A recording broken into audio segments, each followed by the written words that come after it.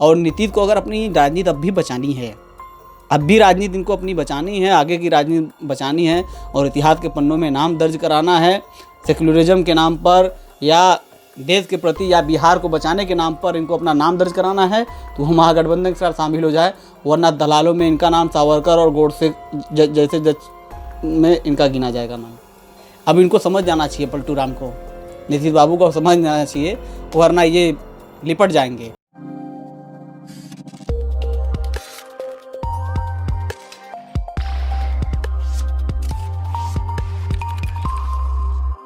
दुनिया की सबसे यंगेस्ट कंट्री हिंदुस्तान में यंगिस्तान न्यूज़ से हमारे आबिद भाई का स्वागत है, क्योंकि बहुत दिन बाद मुलाकात हुई है यंगिस्तान न्यूज़ के लिए और काफ़ी दिनों से हम लोग एक दूसरे के संपर्क में नहीं थे। लेकिन आज हमने जो बात उठाई है कि बिहार में काबा, ये बहुत बड़ा सवाल है। बिहार में काबा, अब यही लोग बताएंगे, हमारे मित्र बताएंगे ये लोग कि बिहार में काबा। ये बताइए आबिद जी, बिहार में काबा। अब बिहार का रिजल्ट तो आप देख ही रहे हैं, आपके सामने है। जिस तरीके से कल लोकतंत्र को धज्जियाँ उड़ाकर उसका जनाजा निकालकर रात में क्या क्या खेला हुआ, आप उसको जान रहे हैं कि महागठबंधन के 119 प्रत्याशियों की जीत होने के बाद, ऐलानिया जीत होने के बाद, यहाँ तक कि एक सीट पे तो ऐसा हुआ कि बीजेपी का प्रत्याशी अपने घर चला गया हार मान के। सिर्फ इनको सर्टिफिकेट लेना था जीत का, महागठबंधन के प्रत्याशी को। फिर क्या होता है, 2 घंटे बाद बीजेपी के प्रत्याशी को घर से बुलाकर कुछ चंद वोटों से जीत उसकी दर्ज करा दी जाती है। और कहीं ना कहीं इस पे हम नाकाम मानते हैं विपक्ष को, क्योंकि जिस तरीके से विपक्ष के अंदर तेजस्वी यादव ने अपना कमाल दिखाया, उस तरीके से हमको लगता है किसी ने अपना कमाल नहीं दिखा पाए। और जिस तरीके से दूसरी बात कि बिहार में चंद सीटों पे लड़कर अपना जलवा बिखेरा है मय्यम ने, उसको भी इस बात के लिए सलाम है। हम कह रहे राष्ट्रीय कांग्रेस पार्टी के अंदर इतने सीटों पर लड़ने की ज़रूरत क्या थी। खाली ये दूसरों को तमगा लगाते हैं कि आप वोट कटवाएं, वोट कटवाएं। वोट कटवा कौन बिहार में साबित हुआ? जिस तरीके से ये किया गया है फासिस्ट ताकतों के द्वारा महागठबंधन में भी घुस के कि इनको महागठबंधन में नहीं लेना है, उनको नहीं लेना है, वहाँ के जो है लोकल पार्टियों को छटकाना, पप्पू यादव को महागठबंधन में नहीं लेना, ये भी कहीं ना कहीं भारी पड़ा है। लेकिन एक चीज़ के लिए तेजस्वी यादव को सलाम कि पूरे बिहार के इलेक्शन भर में कहीं हिंदू मुस्लिम का मुद्दा नहीं होने दिया, अपने पीछ पर लाकर खिलाया। कहा हम 10 लाख रोजगार देंगे, उन्होंने कहा 19 लाख रोजगार देंगे, तो वैक्सीन देंगे। अब रोजगार दे ना दें, हाँ तो गिरिराज सिंह का पता चल रहा है कि मुख्यमंत्री बनने जा रहे हैं। अगर गिरिराज सिंह को रोजगार नहीं देंगे, वैक्सीन नहीं देंगे, तो फिर अगले चुनाव तक वैक्सीन लग जाएगी गिरिराज सिंह को। तो उन्होंने कहा था वैक्सीन भी पहले बिहार को देंगे, हमको जिताओगे। हाँ तो आए वैक्सीन दे, नहीं फिर वैक्सीन लगना शुरू हो जाएगी भारतीय जनता पार्टी को, पूरे देश में वैक्सीन लगाना शुरू कर देगी जनता। लेकिन विपक्ष अपनी नाकामियों को इस तरीके से ना छुपाए। हमारे साथ हैं एक सोशलिस्ट हैं, बाबू अली साबरी जी हैं, हम उनसे बात करेंगे। आखिर में बिहार के जो मुद्दे हैं लगातार, क्या उत्तर प्रदेश सीख लेगा इससे? देखिए, उत्तर प्रदेश हो, बंगाल हो या भारत के किसी भी जगहों पे है, अब एक चीज़ क्लियर हो गया इस राजनीति में कि वोट हमारा, राज तुम्हारा नहीं चलेगा। अब हमारी जो हिस्सेदारी है उस बराबरी में आपको देनी पड़ेगी। हमारी जो है हिस्सेदारी, भागीदारी नहीं देंगे तो हाल यही होगा।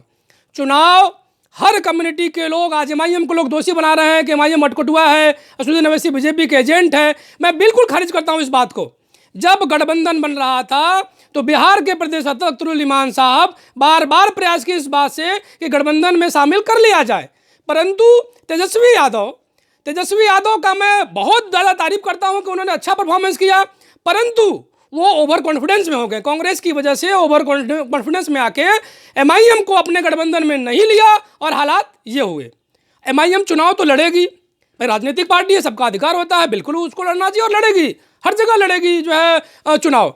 लेकिन आपको लगता है कि इतना मजबूत हैं असदुद्दीन अवैसी कि मुसलमानों के वोट काट सकते हैं, मुसलमान उनकी तरफ हैं, तो उनको गठबंधन में क्यों नहीं लिया गया? पहली बात। दूसरी बात ये कि क्या सिर्फ आप मुसलमानों, दलितों या पिछड़ों का सिर्फ वोट लेना जानते हैं? एक सवाल मैं करूंगा आपसे। हाँ अभी जी आप लोग दोनों लोग हैं, सोशलिस्ट हैं। बीजेपी ने उत्तर बिहार में यादवों को टिकट देने की बात कही थी 6 महीना पहले।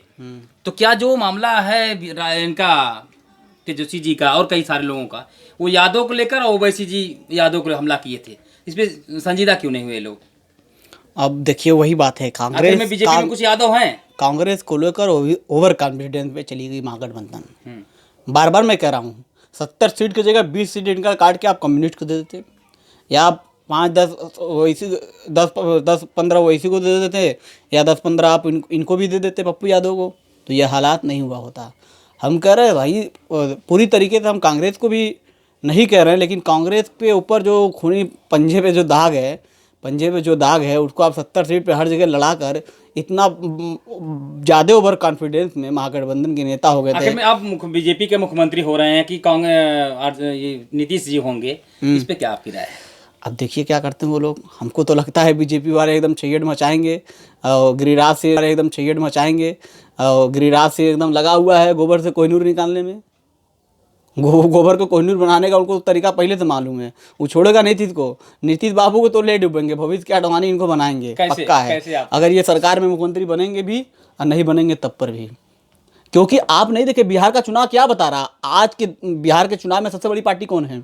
आरजेडी है। सेकेंड फाइट की है भारतीय जनता पार्टी ने, थर्ड फ्रंट पे जाके लौट गई है जेडीयू। तो भाई नीतीश का ऊपर तो गुस्सा जम कर था, और नीतीश के ऊपर गुस्सा भी, और दूसरी तरफ बीजेपी ने भी बढ़िया खेल खेला है, मिला कर गर्दन काटा इनका। अब इनको समझ जाना चाहिए, पलटू राम को, नीतीश बाबू को समझ जाना चाहिए, वरना ये लिपट जाएंगे। और नीतीश को अगर अपनी राजनीति अब भी बचानी है, अब भी राजनीति इनको अपनी बचानी है, आगे की राजनीति बचानी है और इतिहास के पन्नों में नाम दर्ज कराना है, सेक्युलरिज्म के नाम पर या देश के प्रति या बिहार को बचाने के नाम पर इनको अपना नाम दर्ज कराना है, तो वो महागठबंधन के साथ शामिल हो जाए, वरना दलालों में इनका नाम सावरकर और गोडसे जैसे जज में इनका गिना जाएगा नाम। ये संदेश है नीतीश कुमार के लिए। वरना बीजेपी के साथ जाके क्या किया, बीजेपी ने कैसे तोड़ मरोड़ दिया इनको। अपने हनुमान को खड़ा करके रावण की लंका में आग लगा के रावण को अब लपेटेगा। अभी 44 सीट पे लाया, देखिए सरकार में लाकर कैसे मारता है इनको।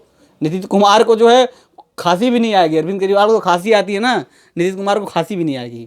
नीतीश कुमार के लिए, जेडीयू के लिए यही संदेश है कि चुप मार के महागठबंधन में आके बिहार को बचाने के लिए, मतलब बिहार को बचाने के लिए एकदम निकल जाए, साफ तरीके से निकल जाए, अगर आगे की राजनीति अपना बचाना चाहते हैं। ये थे कुछ सामाजिक चिंतन लोग बात हुई है, क्योंकि वो जो घटना घटी है बिहार में, बीजेपी ने जीत दर्ज की बड़े पैमाने पे, ये कहीं ना कहीं एक संदेश है। एक चिंतक जो उनके लोग हैं, वो लोगों के लिए बहुत बड़ा संदेश है कि आखिर सरकार दोबारा जो 2022 में अखिलेश लड़ने की बात करते हैं, हम सीट निकाल लेंगे, लेकिन हमें लगता है कहीं अगर इस स्ट्रेटजी पे लड़ते रहे तो शायद ये लड़ते ही रह जाएंगे, जीतना तो मुश्किल है।